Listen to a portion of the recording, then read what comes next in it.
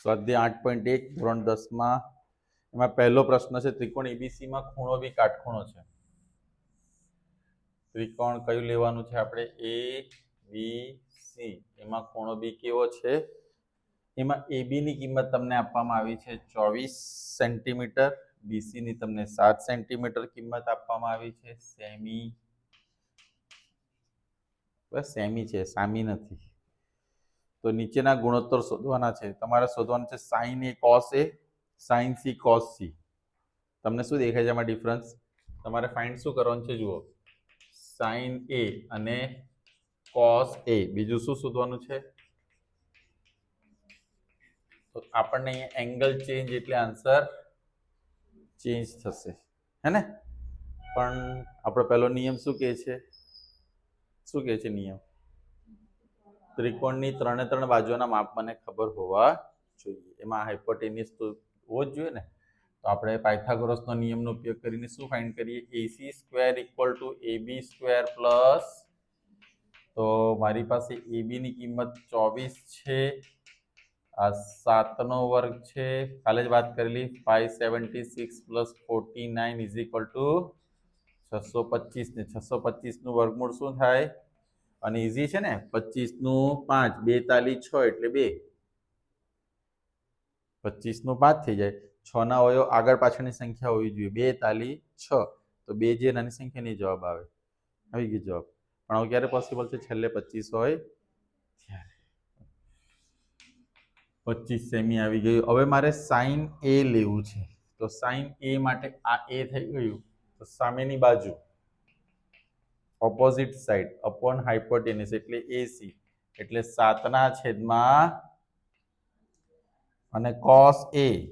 cos a શું થશે મિત્રો? આપણી પાસે cos a શું થશે?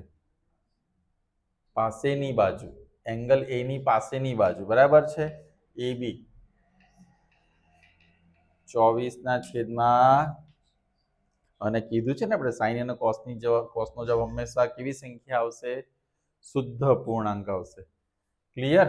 તો હું sin C લઈ લો. હવે sin C માં શું થશે? ખૂણો C. પહેલા આ ખૂણો હતો, હવે આ ખૂણો છે. તો sin C લઈએ તો ઓપોઝિટ સાઈડ સામેની બાજુ, અને હાઇપોટેન્યુસ તો સેમ જ રહેવાનું છે. કર્ણ 24 ના છેદમાં cos C. cos C એટલે પાસેની બાજુ. કોની પાસેની બાજુ? C ની પાસેની બાજુ. ખૂણા C ની પાસેની બાજુ, અને કર્ણ તો 7 ના છેદમાં, તો ઉલટ પુલટ આવે. જે આનો sin A નો જવાબ આવે ને આનો cos C નો આવે. જે આનો cos A નો આવે તે. ક્લિયર થયું? કોઈને કોઈ પણ પ્રકારનું પેલું એ છે ડાઉટ? ક્વેશ્ચન 2 જુઓ. ક્વેશ્ચન 2 માં શું છે? આકૃતિ આપવામાં આવી છે તમને. કઈ કૃતિ?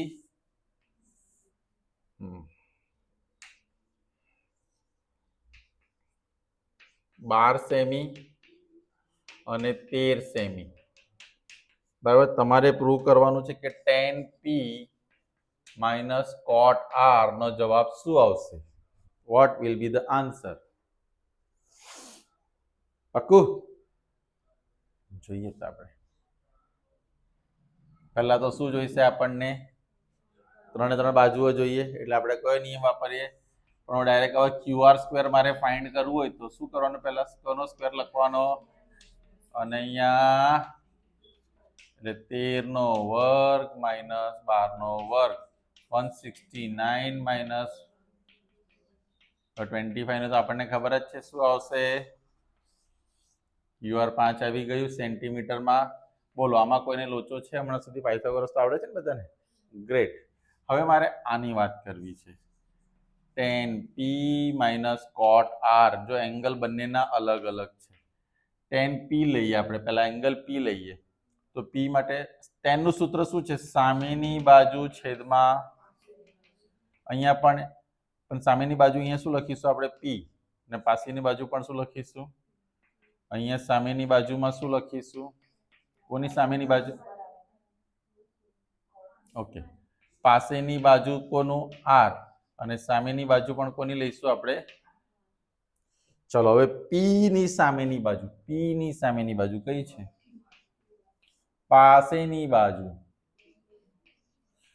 આર ની સામેની બાજુ બરાબર. આપણે તો પાસેની લેવાની છે ને, પહેલા ઉપર શું લેવાનું છે, તો શું લઈશું, અને સામેની બાજુ બરાબર. તો આનો આન્સર અહીંયા 5/12 માઇનસ 5/, કેમ જો ક્યુઆર કેટલા છે 5, પીક્યુ એમબી બંને સેમ જ છે, ડાયરેક્ટ જ ઉડી જતું. જવાબ કેટલો આવ્યો, 10p માઇનસ કોટ આર નો આન્સર કેટલો આવે છે. ઓકે, ક્લિયર થયું બધાને. આમાં એંગલ નો ઉપયોગ બરાબર થવો જોઈએ. થર્ડ ક્વેશ્ચન છે, એમાં ક્વેશ્ચન નંબર 3, sin a બરાબર 3/4. તો તમારે cos a અને tan a ની ગણતરી કરવાની છે, પણ આપણે બધું જ શોધી નાખીએ. ક્લિયર. તો sin a માટે સૌથી પહેલા તો આપણે આકૃતિ એક ડ્રો કરવાની. a, b અને c, આપણો ખૂણો a છે. ક્લિયર. હવે sin a પાછું લખીએ આપણે. sin a લખીને શું કરતા હતા, sin માટે શું લખીએ, સામેની બાજુ છેદમાં કર્ણ, 3/4. a ની સામેની બાજુ કઈ છે, bc. કર્ણ કયો છે આપણો, ab, 3/4.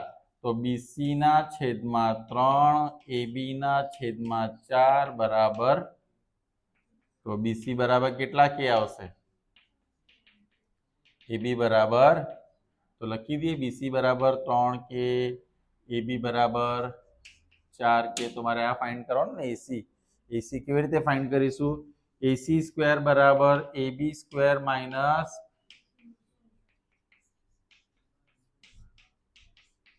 મજા આવે છે બધાને, આવું જ જોઈએ. કોનો વર્ગ આવશે, 7. તો એસી સ્ક્વેર બરાબર આવે તો એસી બરાબર શું આવે, ચલો આ આન્સર સાચો છે ખોટો એકવાર મને વેરીફાઈ કરીને કહો. બરાબર છે, એમાં વેરીફાઈ નથી થયું હજુ. અહીંયા તમે જુઓ આન્સર આવ્યો નથી, ખાલી હજુ તો એસી ફાઇન્ડ કર્યું આપણે. √7k. √7k બરાબર છે. કેમ √7 લખ્યું, મને એનો આન્સર કોણ આપશે, એક્ઝેક્ટલી એનું વર્ગમૂળ નીકળતું. મારે અહીંયા શું શોધવાનું છે, લોકોએ શું શોધવા કીધું છે આપણને, cos અને tan. પહેલા તો આપણે વાત કરીએ cos a, અને બીજું શું ફાઇન્ડ કરવાનું છે, tan a. cos એટલે કઈ બાજુ, છેદમાં પાસેની બાજુ કઈ હશે, a ની પાસેની બાજુ, અપોન એટલે √7 શું આવશે, 4, ને √7k 4k, k ગયા, તો આન્સર ઇઝ √7/10 માટે શું આવશે, સાબા છેદમાં પાબા, એટલે સામેની બાજુ પાસેની બાજુ. સામેની બાજુ આપણી પાસે કઈ છે, 2-3 નહીં બોલો, અહીંયા લખવામાં કન્ફ્યુઝન થઈ જાય ને. 3k √7k, k ગયા. Now you can verify.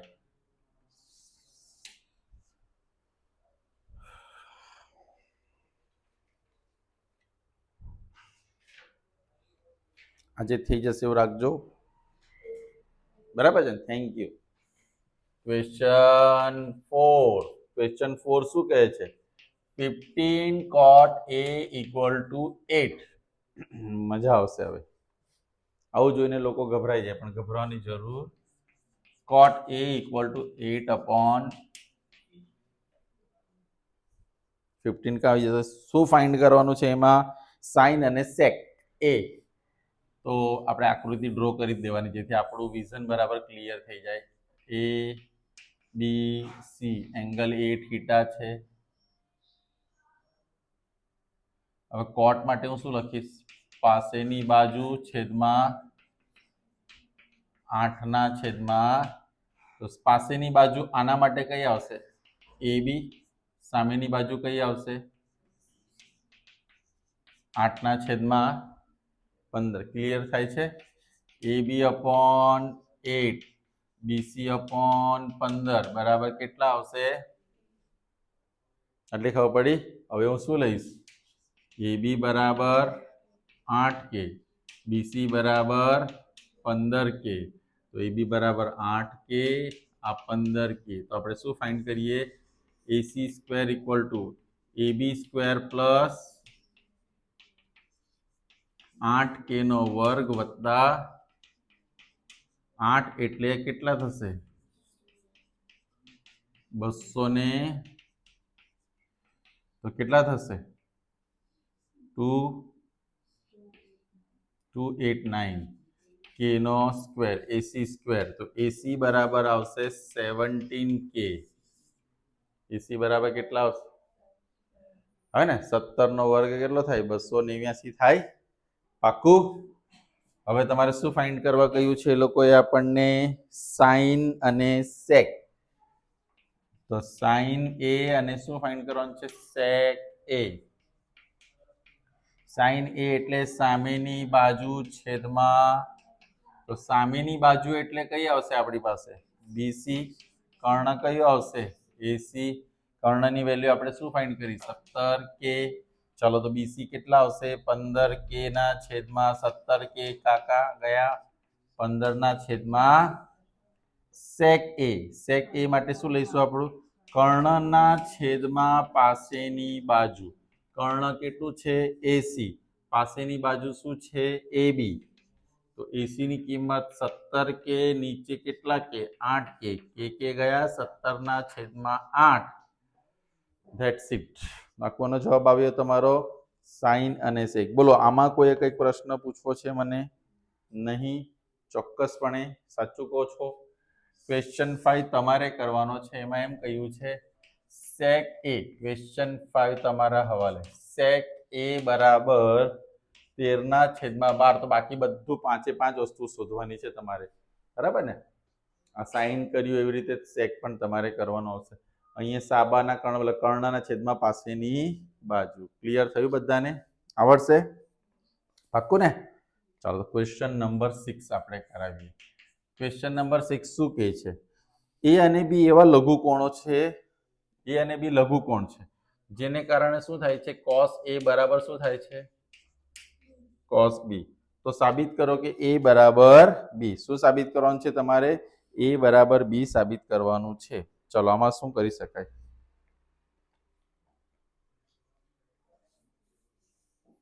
અહીંયા મારે શું સાબિત કરવાનું છે?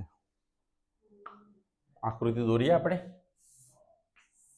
આકૃતિ દોરશું તમને વધારે ખ્યાલ આવશે.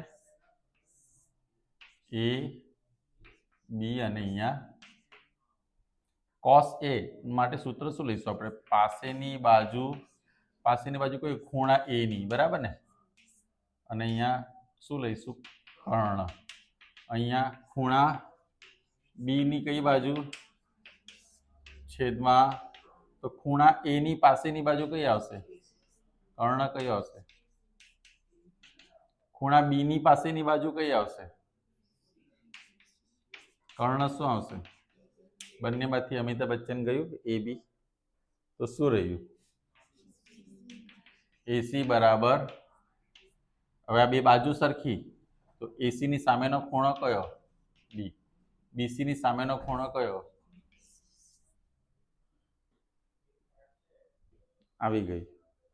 જો અંદર એ જ પૂછ્યું છે. A બરાબર B. શું પૂછ્યું છે? A બરાબર. ક્લિયર થાય છે ને? ચાલો પહેલા આટલા પ્રશ્નો લખો, પછી આપણે આગળ વાત કરીશું આગળના ક્વેશ્ચન. લખી કાઢો.